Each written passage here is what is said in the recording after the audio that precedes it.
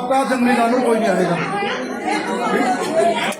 न सुअर आएगा, न सुअर आना चाहिए, न भालू आना चाहिए, न रीख आना चाहिए, न गुलदार आना चाहिए।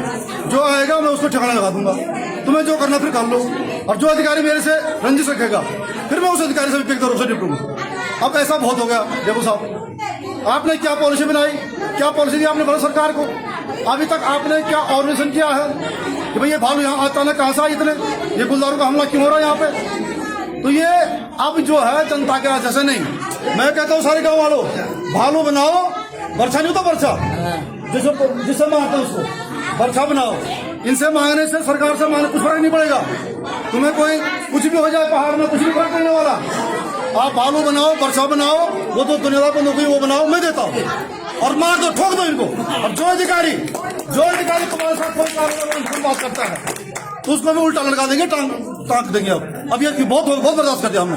क्या करोगे? फांसी लगाओगे, जेल डालोगे? हम तैयार हैं, मैं सारे केस ले लूंगा आपके ऊपर। लेकिन देखो साहब, अब ये नहीं चलेगा कि हमने आपको ज्ञापन दिया, आपने ज्ञापन दिया, इन्होंने ऐसा बोला। ये औरतों, ये बच्चों वाली बात हमारे साथ नहीं चलेगी। इस क्षेत्र में बच्चे स्कूल नहीं जा पा रहे। क्या संज्ञान ले रहा हमारा सांसद, क्या संज्ञान ले रही भारत सरकार, क्या संज्ञान ले रहा हाई कोर्ट, क्या संज्ञान ले रहा सुप्रीम कोर्ट, और क्या ले रहा आपका बंद? मैंने आनंद वर्धन साहब को भी कहा है देहरादून में, चीफ सेक्रेटरी को, कि भाई अगर ये जंगल किसके हैं? बोला वन विभाग के। तुम्हें जानवर किसके हैं? बोला वन विभाग के। जिम्मेदारी किसकी है? बोला वन विभाग की।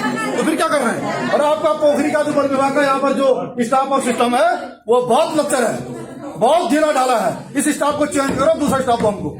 सीधी सी बात है, ये स्टाफ यहाँ नहीं चाहिए हमको। ये फोन नहीं उठा लेंगे इन मौके पे। इनके पास व्यवस्था क्या है? क्या कर लेंगे? ये भालू का मुकाबला कर लेंगे?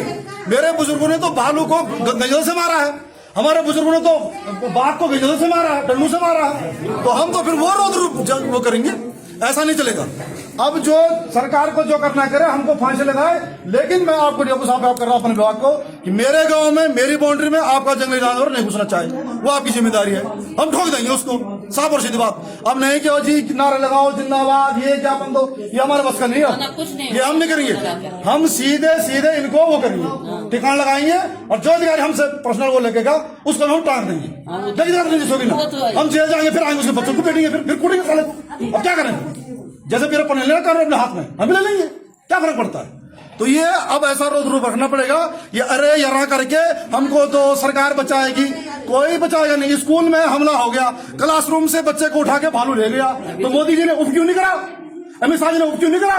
ये बड़े सांसद बनते हैं, यहाँ बड़े नेता बनते हैं उत्तराखंड में, क्यों नहीं बिल ले आते हैं संसद में? क्यों नहीं सुप्रीम कोर्ट में नोट डालते हैं? क्यों नहीं रहा सुप्रीम कोर्ट संज्ञान? मतलब उत्तराखंड के बच्चों का कोई मतलब नहीं है। और कह रहे हैं चुनाव में आएंगे, अब वोट भी ये जानवर देंगे इनको।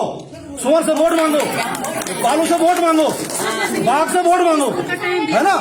और जब तक भालू नहीं मारे जाते, बाघ नहीं मारे जाते, तब तक आपने स्कूल क्यों खोले रखे? छुट्टी कराओ इनकी 5 दिन की, 10 दिन की। और आर्मी को दो ना ये मिशन, आप अपने तरफ से प्रपोजल दो, आर्मी को दो मिशन। आर्मी 7 दिन में सारे भालू, सारे लंगूर, बंदर, सुअर, सब तुम्हारा बाघ बूघ सबको पकड़ के साफ कर देगा, भेज देगा तुम्हारे पिंजरे में। लेकिन ये साजिश के तहत उत्तराखंड के साथ धोखा हो रहा है। इनको, हमको उत्तराखंड से कोई वो नहीं है। 5 सांसद आते हैं, 5 सांसद के भाड़ में, यहाँ की सरकार के भाड़ में भारत सरकार की सेहत पर कोई असर नहीं पड़ता है, इसलिए ये सब नौबत आ रही है। इसलिए हम ये स्पष्ट कहना चाहते हैं कि अब इनसे गिड़गिड़ाना बंद करो, खुद अपने हाथ में लो, अपने आप में दम रखो और करो इनका कल्याण। ऐसा नहीं चलेगा। और मैंने तो बोल दिया साहब, सीधी बात पब्लिक के सामने कह रहा हूं, मेरे गांव में अगर भालू आया, कोई बाघ आया, कोई कुछ आया, तो वो तो जाएगा ही जाएगा, उसके बीच जो अधिकारी आएगा वो भी जाएगा। साफ और सीधी बात। जय हिंद, जय विधान।